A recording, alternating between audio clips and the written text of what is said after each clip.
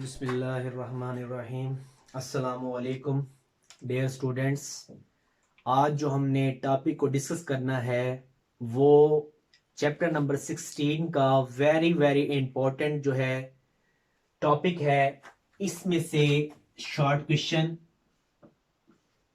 MCQs और long question लाजमी board में आता है। ठीक है भाई, लाजमी हो सकता है शॉर्ट उठा ले, एमसीक्यूज उठा ले, लॉन्ग, लेकिन उठाएगा लाजमी। ठीक है, तो इसलिए ये बोर्ड के पॉइंट ऑफ व्यू से बहुत ही ज्यादा अहम टॉपिक है हमारा डेंगू फीवर। तो मेरे बेटा, जो डेंगू फीवर है, डेंगू बुखार है, फीवर कहते हैं बुखार को, ये एक वायरल इंफेक्शन है। कौन सा इंफेक्शन है बच्चे? ये वायरल इंफेक्शन, वायरल इंफेक्शन। अब इंफेक्शन और वायरल, वायरल का तो पता है आपको कि वायरस की वजह से। इंफेक्शन कहते हैं हमारे पास जो है कि कोई भी ऐसा, हमारे पास जो है ऐसा इंफेक्शन जो किसी माइक्रो ऑर्गेनिज्म से हो, ठीक है, उसे हम कहते हैं इंफेक्शन है ये। तो ये एक वायरल इंफेक्शन है, वायरल इंफेक्शन है। तो यहीं से एमसीक्यूज बन सकती है कि डेंगू फीवर इज है viral infection, bacterial infection, fungal infection, या हमारे पास जो है बोथ, दोनों। तो आप कहेंगे ये वायरल इंफेक्शन है। तो ये पहले पहले एमसीक्यूज बन गई हमारी। हाँ जी, उसके बाद दूसरे एमसीक्यूज, ये बच्चा 4 तरह के वायरस की वजह से होता है। हाँ जी, 4 टाइप ऑफ वायरस। ये इन्फेक्शन है 4 तरह के वायरस की वजह से होता है। तो ये जो सबसे अहम बात है वायरस के बारे में अपने याद रखनी है बच्चा, ये वायरस जो होते हैं म्यूटेबल होते हैं। म्यूटेबल का मतलब क्या है? तब्दील होने वाले। कि ये हालात के साथ साथ, मौसमों के साथ साथ अपने आप को तब्दील करते रहते हैं। इनका जो जीनोम होता है, जो डीएनए आरएनए होता है, वो खुद को रेप्लिकेट करता रहता है, खुद को तब्दील करता रहता है। ठीक है, रेप्लिकेशन भी कर, दोहरा भी करता रहता है और खुद को तब्दील भी करता रहता है मौसमों के साथ साथ। तो इसलिए हमारे पास जो है इसकी वैक्सीन बनाना थोड़ा मुश्किल काम है बानिस्बत किसके? बैक्टीरिया के हमारे पास वैक्सीन बनाने की। तो 4 तरह के वायरस की वजह से होता है, 4 तरह के वायरस की वजह से होता है। तो ये दूसरा पॉइंट आपने क्लियर करना है एमसीक्यूज के लिहाज से। कितने किस्म के वायरस की वजह से होता है? 4 तरह के वायरस की वजह से होता है। और बच्चा, ये फैलता कैसे है? बेटा, वायरस के बारे में आपने याद रखना है कि वायरस जो है इनको अपनी ट्रांसमिशन के लिए किसी न किसी वेक्टर की जरूरत होती है। किसकी जरूरत होती है बच्चा? किसी न किसी वेक्टर की जरूरत होती है। तो इनका जो वेक्टर है बेटा, अब वेक्टर किसे कहते हैं? उठा के ले जाने वाला, जो इनको एक जगह से उठाता है दूसरी जगह ले जाता है। तो इस केस में वेक्टर क्या है? मच्छर है बेटा। क्या है? मॉस्किटो। उसका नाम याद रखना है आपने मॉस्किटो का। हाँ जी, फीमेल है ये भी, फीमेल। जैसे हमने लास्ट टाइम प्लाज्मोडियम में पढ़ा था, फीमेल एनोफ्लीस था वहां पे। तो बेटा यहां पे फीमेल जो है एडीज एजिप्टाई। हाँ जी, एडीज एजिप्टाई, क्योंकि ये साइंटिफिक नेम है इसलिए आपने इसको अंडरलाइन करना है बच्चा। आपने चैप्टर नंबर 3 में कवानीन पढ़े थे साइंटिफिक नेम के, कि एक तो बड़ा नेम जो जीनस का नेम होता है वो कैपिटल में लिखते हैं, ए कैपिटल में लिखा है हमने। फिर जो दूसरा स्पीशीज का नेम होता है वो स्मॉल लेटर में लिखा है, ए स्मॉल लेटर में लिखा है। Aedes aegypti, Aedes Aedes aegypti, aegypti.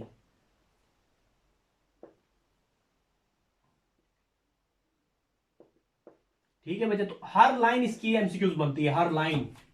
ये भी हमारी लाइन जो है एमसीक्यूज के लिहाज से है जी भाई। तो ये अब बेटा होता कहां पे है, किन इलाकों में पाया जाता है ये? बेटा ये ट्रॉपिकल और सब tropical including Pakistan, tropical and सब ट्रॉपिकल। अब ये कौन से होते हैं भाई?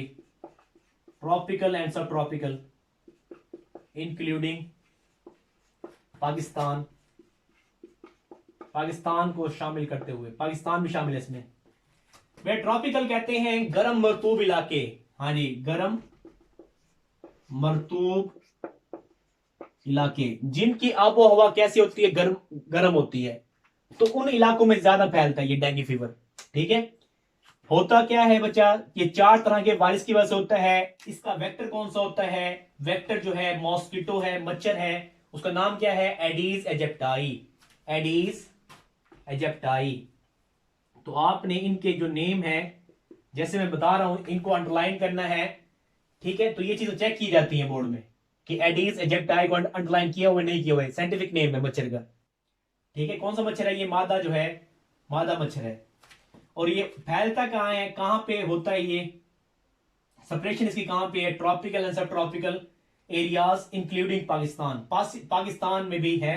और ये जो जो जहां जहां दुनिया में जहां जहां ट्रॉपिकल सब ट्रॉपिकल एरियाज पाए जाएंगे, उन तमाम एरियाज में ये जो है डेंगू फीवर होगा। अब इसके बारे में नेक्स्ट जो मालूमात आपने याद रखनी है कि अगर हमने एक तरह के वायरस हुआ है, अल्लाह ने करे हमारे पास किसी को ये बीमारी हो, डेंगू फीवर हो, अगर किसी में ये वायरस चला गया है और वो इसको रिकवर कर लेता है, वो शख्स जो है सेहतयाब हो जाता है इस वायरस के खिलाफ, तो बाकी जो 3 वायरस होते हैं वो उनके खिलाफ रिकवर नहीं हुआ। 3 वायरस अगर वो अटैक वो आए, वो हमारे पास उस जिसम में चले गए, उस बीमार शख्स के जो रिकवर हो चुका था, उससे दोबारा बीमार हो सकता है वो। कहने का मकसद ये है, अगर 4 में से एक वायरस, 4 में से एक वायरस जो है बॉडी में इंटर हो गया, किसी शख्स की इंटर हो गया, और हमारी बॉडी ने, उस शख्स की बॉडी ने इम्यूनिटी पैदा कर ली इसके खिलाफ। क्या पैदा कर ली बच्चा? इम्यूनिटी, कुव्वत मुदाफियत, कुव्वत मुदाफियत पैदा कर ली। तो हो सकता है दोबारा ये वायरस जब जिस्म में दाखिल हो गए, इसके बॉडी में जिस्म में दाखिल हो गए शख्स की, तो ये वायरस के खिलाफ जिस्म में ऑलरेडी एंटीबॉडीज बन चुकी होंगी। क्योंकि हमारे पास एक बार जब इम्यूनिटी आ जाती है किसी चीज के खिलाफ हमारी बॉडी में, तो दोबारा वही माइक्रो ऑर्गेनिज्म चला जाए बॉडी में तो फौरन मर जाएगा। क्यों मर जाएगा? कि हमारी बॉडी ने उसके खिलाफ पहले ही इम्यूनिटी डेवलप कर चुका है, पहले ही एंटीबॉडीज बना चुका है। कौन बनाता है? ये हमारे जो व्हाइट ब्लड सेल्स होते हैं वो एंटीबॉडीज बनाते हैं। बाकी जो 3 तरह के वायरस बच जाते हैं, 3 टाइप्स के वायरस जो बचे हैं बच्चा, वो इस बॉडी में जा सकते हैं और बीमारी की वजह बन सकते हैं। एक वायरस से तो इसने क्या कर लिया, निजात पा ली है, रिकवर हो गया है। लेकिन जो 3 तरह के वायरस बचे हुए हैं, वो हो सकता है उनमें से कोई एक जाए, उसमें बीमारी पैदा कर सकता है। ठीक हो गया? तो ये पॉइंट आपने याद रखना है। यानी कहने का मकसद ये बच्चा, इसकी हर लाइन जो है मैं आपको एमसीक्यूज के लिहाज से बता रहा हूं। इसके बाद सवाल हमारा ये है, और बेटे एक बात लास्ट टाइम हमने लास्ट एमसीक्यूज भी क्लियर कर ले अपनी, कि अब तक दुनिया में सालाना WHO के मुताबिक, WHO क्या होता है? ये WHO वर्ल्ड हेल्थ ऑर्गेनाइजेशन बेटा, ये एक तंजीम है, ऑर्गेनाइजेशन। इसके मुताबिक सालाना, पर ईयर्स, हाँ जी पर ईयर्स, तकरीबन 50 मिलियन इन्फेक्शन होते हैं बच्चा। कितने मिलियन इन्फेक्शन होते हैं? 15 मिलियन। अब 50 मिलियन को आप मल्टीप्लाई करते रहें, कि 50 मिलियन को मल्टीप्लाई करें, क्योंकि 1 मिलियन में 10 लाख होते हैं, तो कितने लाख बनेगा वो मल्टीप्लाई कर सकते हैं। 50 मिलियन इन्फेक्शन होते हैं। अब इन्फेक्शन क्या होते हैं बच्चा? कि कोई भी माइक्रो ऑर्गेनिज्म की वजह से होते हैं वो, जिसमें से तकरीबन जो है, अब खतरा कितना है? 2.5 बिलियन, यानी अरब, 2.5 बिलियन कह लें, जो इन्फेक्शन है वो हो सकता है डेंगू की वजह से हो। यानी खतरा है बेटा, चांसेस हैं, डेंजर है कि वो डेंगू की वजह से हो रहे हैं। किसकी वजह से हो रहे हैं भाई? डेंगू की वजह से। तो ये आपने याद रखना है कि डेंगू का जो खतरा है, खदशात कितने % है? 2.5 बिलियन। तो ये पॉइंट आप दूसरा एक और मजीद एमसीक्यू से क्लियर हो गई है। ठीक है, कि कितने बिलियन जो है इन्फेक्शन इस वक्त डेंगू की वजह से हो रहे हैं। ठीक है, तो ये आपने याद रखना है कि टोटल इन्फेक्शन कितने हैं? World Health Organization, World Health Organization WHO, ठीक है, ये तंजीम है, हेल्थ की तंजीम है जो काम करती है। तो उसके मुताबिक 50 मिलियन जो इन्फेक्शन है सालाना, पर ईयर्स, ये भी याद रखना है आपने, पर ईयर वो हमारे पास इन्फेक्शन हो रहे हैं, माइक्रो ऑर्गेनिज्म की वजह से हो रहे हैं इन्फेक्शन ये जो, जबकि इनमें से 2.5 बिलियन का जो खतरा है वो किसकी वजह से हो रहा है? डेंगू की वजह से हो रहा है, तो ये आपने याद रखने हैं। इसके बाद है इसका मैकेनिज्म कि डेंगू जो वायरस होता है कि इंटर कैसे होता है बॉडी में। तो मैंने अभी बताया है इसकी एंट्री जो है कैसे होगी, वेक्टर के जरिए होती है बच्चा। तो अगर आपने 9th क्लास में प्लाज्मोडियम का लाइफ साइकिल पढ़ा हो तो उसी तरीके से ये लाइफ साइकिल है इसका भी। सबसे पहले जो डेंगू होता है, डेंगू हमारे पास वायरस है, ये बाइट करता है। अब वायरस तो सॉरी बाइट तो नहीं करेगा। अब जो मच्छर है यहां पे मॉस्किटो, फीमेल मॉस्किटो, उसका नाम आपने याद रखने हैं एडीज एजिप्टाई, और ये क्या है फीमेल है बेटा, फीमेल एडीज एजिप्टाई, एजिप्टाई। बेटा ये सबसे पहले क्या करेगा, बाइट करेगा, काटेगा। किसको, इन्फेक्टेड पर्सन को। किसको काटेगा, ये इन्फेक्टेड पर्सन, जो मुतासरा शख्स है, मुतासरा शख्स जिसको ऑलरेडी हमारे पास डेंगू हो चुका है, डेंगू फीवर हो चुका है। ठीक है, एडीज एजिप्टाई नाम मैंने पहले भी लिखा था। बाइट का मतलब क्या होता है, काटना। तो बेटा ये जो है, ये जो मच्छर है मॉस्किटो जो है, ये इस इन्फेक्टेड पर्सन से क्या हासिल कर लेगा, वायरस को ऑब्टेन कर लेगा, वायरस को ऑब्टेन कर लेगा। ठीक है, वायरस को इसने हासिल कर लिया। ऑब्टेन का मतलब क्या होता है, हासिल करना। अब वायरस को हासिल करने के बाद क्या करेगा आगे बेटा, ये जो मच्छर है किसी सेहतमंद को बाइट करेगा। हाँ जी, bite healthy person, healthy person, किसी सेहतमंद को काटेगा बेटा, हेल्थी पर्सन, सेहतमंद। और ये जो इसने बाइट किया है तो ये इंजेक्ट कर देगा, दाखिल कर देगा इसमें, क्या दाखिल कर देगा, इंजेक्ट वायरस। ये डेंगू वायरस जो है इसमें दाखिल कर देगा सेहतमंद में। ठीक है, अब सेहतमंद में दाखिल हो गया वायरस। अब यहां पे कहां जाएगा बेटा, यहां पे इसके व्हाइट ब्लड सेल में जाएगा, चला जाएगा, WBC, व्हाइट ब्लड सेल्स। ठीक है, अब यहां पे चला गया व्हाइट ब्लड सेल्स में। अब व्हाइट ब्लड सेल दूसरा नाम क्या होता है, ल्यूकोसाइट्स। क्या कहते हैं इसको, ल्यूकोसाइट। व्हाइट ब्लड सेल्स या ल्यूकोसाइट, इसमें चला गया। इसके बाद जाने के बाद व्हाइट ब्लड सेल्स में दाखिल होने के बाद ये बेटा वहां पे जाके मल्टीप्लिकेशन करेगा, अपनी रिप्रोडक्शन करेगा। यानी कहने का मतलब ये तौलीद करेगा। ये रिप्रोडक्शन का मतलब क्या होता है, अम्ल तौलीद, अम्ल तौलीद करेगा।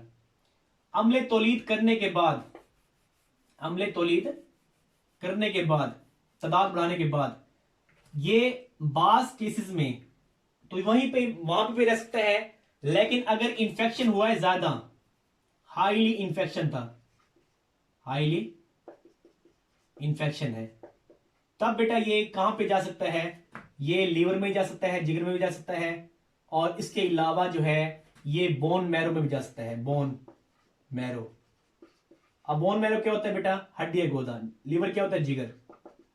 बोन मैरो का मतलब क्या होता है, हड्डी का गोदा, जहां पे सेल्स बनते हैं बेटा, white blood cells, red blood cells जहां बनते हैं, तो वहां पे भी जाके अपनी प्रोडक्शन कर सकता है, उनको भी जाके इन्फेक्ट कर सकता है। ये हाईली इंफेक्शन में, ज्यादा हमारे पास अगर इंफेक्शन इसका ज्यादा हुआ है, ज्यादा मिकदार में इंफेक्शन हुआ, तब ये जिगर में भी जा सकता है और बोन मैरो में जा सकता है, हड्डी गोदे में।